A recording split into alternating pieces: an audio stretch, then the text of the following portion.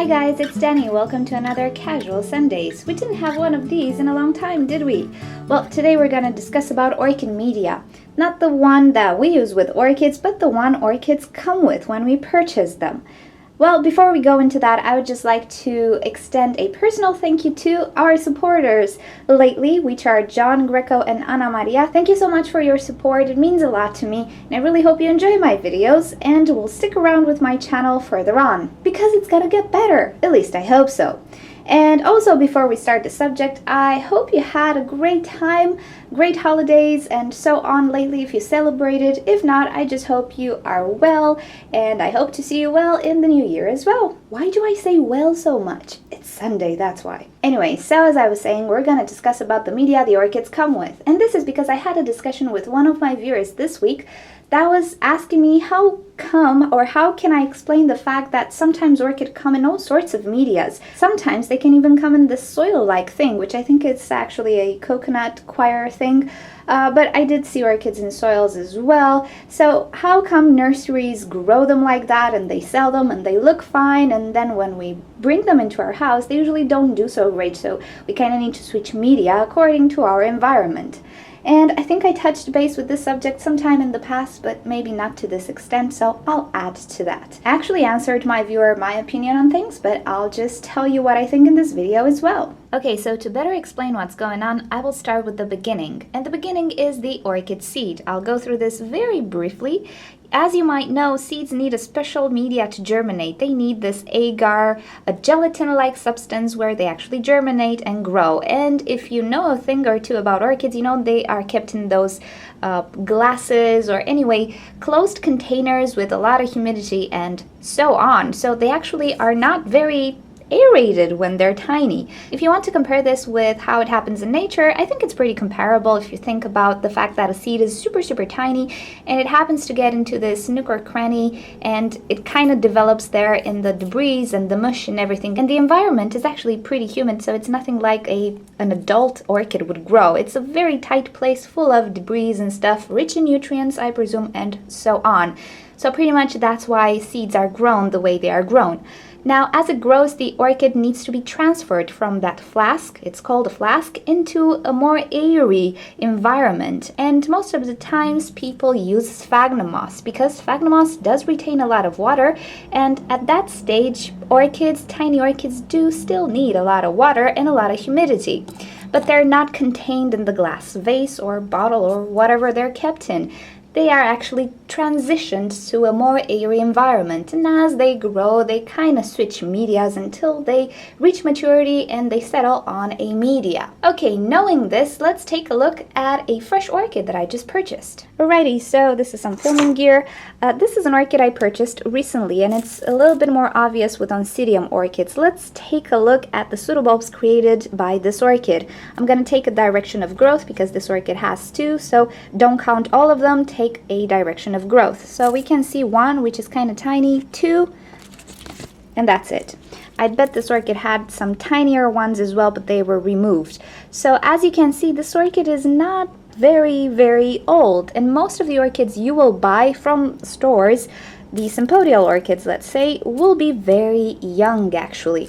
What does this mean? Well, it means they are kind of still in that transition from a very water retentive media to a less water retentive media. I believe that as it ages, the orchid needs different materials, different environments. Pretty much like nature, as the orchid grows and extends, it goes into the bark, it's not gonna live in that little cranny full of debris and moisture. It will actually extend on the bark where conditions are pretty dry compared to the mother home, let's call it like that. And so I presume that orchids adapted to withstand a lot of humidity and a lot of nutrients as babies, but as they grow, they have adapted to withstand harsher and harsher conditions actually.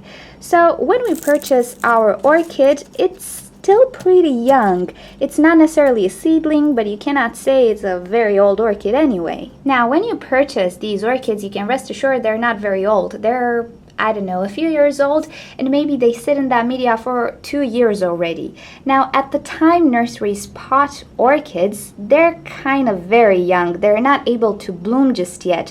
So they don't really pot them in a very coarse media because they do still that extra amount of moisture. And usually they pot them in sphagnum moss or a more water retentive media like that soil that you see. So they already spend about 2 years, I presume, in that media, and then they're sold to you.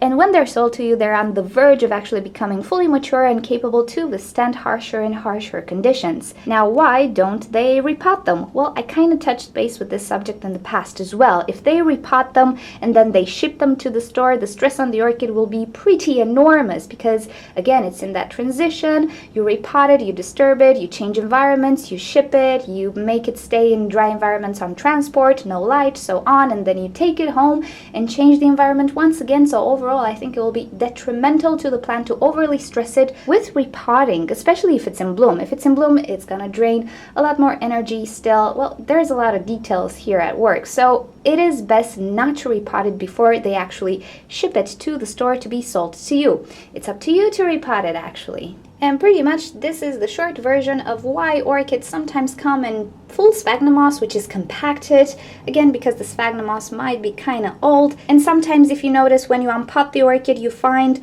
a different media on the outside, and on the inside there's this bowl of sphagnum moss, and this is really older than the other media because it was there ever since this orchid was a tiny little seedling. They just didn't remove it, they kept it there to provide that moisture and not to disturb the roots.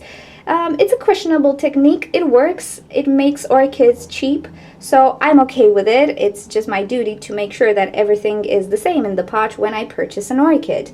So I hope you can understand what I'm trying to say. I don't know if I explained it correctly, but in my opinion, this is why orchids are potted the way they are potted.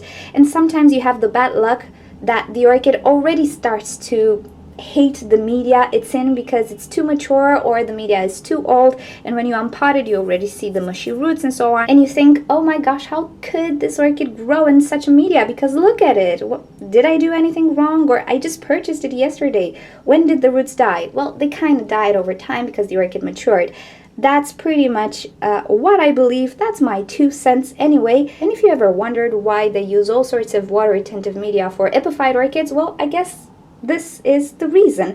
At least this is my guess. I don't have a nursery, so I don't know, but it's the most logical thing I could come up with. So it's an idea for you to investigate further if you have the possibility, or just think about it. Now, while we are on the subject of different medias, my viewer actually told me that she's not really okay with the water culture, and as it happens, I'm pretty on board with that idea. It's just my opinion. It just seems very opposite to how they would grow naturally when they are mature, and I don't really want to use it. But experimenting is fine. However, since I am unpotting all of my orchids, I thought I will be smart and I'm actually gonna try the whole water culture thing. Well, I have to tell you, I'm a bit lazy as well. So I thought, well, maybe I can get away with this. I'm just gonna let a little bit of water there and everything should be fine, right? No. So this is what happens in my environment. Mind you, my environment is not really cold, but it's not as warm and as drafty as summertime. In the daytime, I do leave my windows open to ventilate, but in the nighttime, I cannot because it's kind of cold. So I do resort to a fan, but it's not enough. And this is what happens. Molds all over the place. The roots are not looking fantastic. Please don't honk. And this is not the only one. I have some molds here as well. Anyway, pretty much all of the roots have some molds, and yeah, they're not doing very well in water culture in my conditions. So as expected, this is not working out for me, really. So what I will have to do right now is to go to a sort of semi-water culture, meaning I will leave them 1 day to soak up and then a few days without water. And really, this is very frustrating for me because it was much easier when I had them potted. But soon enough, I will start the treatment for spider mites, and hopefully everything, all this nuisance will pay off. So anyway, yeah, water culture is really not for me. If you want to experiment, go ahead and experiment. As I was saying to my viewer, maybe it's a wise idea to know when to stop, and this is the hint for me to stop the whole water culture thing. In my environment, it's just not working. You cannot say I keep them outside, you cannot say I keep them in a greenhouse. It's very similar to how a home would be. Of course, I'm lacking ventilation because I cannot create the draft with my balcony. I do provide as much ventilation as I can, like a normal person could provide in a home, but it's not enough. So yeah, agriculture is not for me. But anyway, that's a different story, and I'm not an authority to tell you what's good and what's bad. I'm just telling you what I think is good and bad, and then you can go ahead and experiment, because this is one of the beauties of growing orchids. You can experiment. Just look at the signs and know when to stop, though. So anyway, this was the subject for today, mainly why orchids come in all sorts of soil when we purchase them, and how come they manage to grow like that in the nurseries. Well, I think it's a multitude of things, and of course the nursery climate helps, but also the age of the orchid helps, because I do think that when you purchase them, the vast majority of them at least, they are in this transitory state between young and adult, and their needs kind of change along the time. This is what I believe, at least. So if you found a perfect media that works in your environment, maybe just stick to that, no matter how orchids come, in which type of media they come in. If you want to experiment with one or two, see if it's better or if it's worse. But yeah, whatever works in your environment, that's okay. Look at the signs and yeah, be wise about things. So okay, thank you guys for watching this video. Hope you enjoyed it. If you'd like to see more videos from me, simply subscribe to my channel. I post regularly. I'm not sure if on a daily basis, but at least regularly. If you have further questions for me or suggestions for videos, just leave me a comment down below and I'll get back to you. If you click on the left side of your screen, you'll be directed to orchidnature.com, where you'll find care sheets, identification sheets, and also you can talk to us in the forum section. And on the right side of your screen, you can click to watch another orchid video. Thank you so much for joining. I'll see you next time. Bye!